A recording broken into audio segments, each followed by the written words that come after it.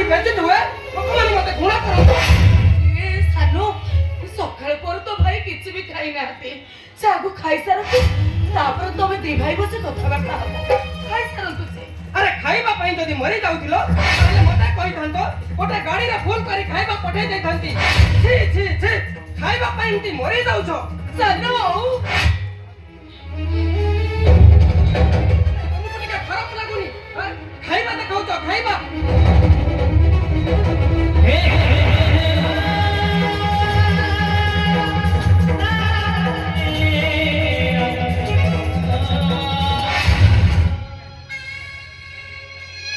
अरे सानू, अरे तू एबीसी कोड कहूचु रे, एबीसी कोड कहूचु। ତମେ ଆମ ଉପରେ ଏମିତି ପାଗଳ, ରାଗୁଛ ପାଗଳ। କାହିଁକି କହିଲ? ବାବୁଲୁ ଏଠି ଆମେ କାହାରିକୁ କିଛି କହିବୁନି। ଦଙ୍ଗଲ କାହାରିକୁ ଚିହ୍ନା ଦେବୁନି ଆମେ। କେହି ଚିହ୍ନି ପାରିବେନି ଆମକୁ। ଆଉ କେମିତି ଚିହ୍ନା ଦିଅନ୍ତ? ଲୋକଙ୍କ ଗହଳି ଭିତରେ ପଶି ତମେ ଯେତେବେଳେ ଖାଦ୍ୟ ଆଣି ସାରିଲଣି, ଭାବୁଛ ତମକୁ କେହି ଦେଖି ନଥିବେ? ଦେଖ ତମ ଭାଇ ଖାଇବା ଆଣିବାକୁ ଯାଇନଥିଲେ।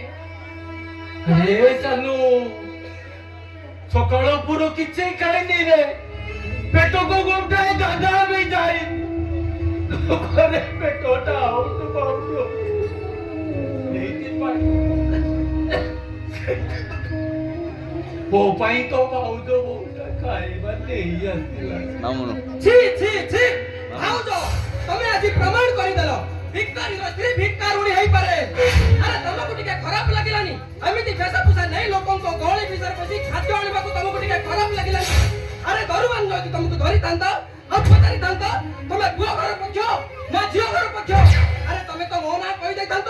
ହେ ଭଗବାନ, ତମ ସାହସକୁ ମାନିବାକୁ ପଡିବ ଭାଉଜ।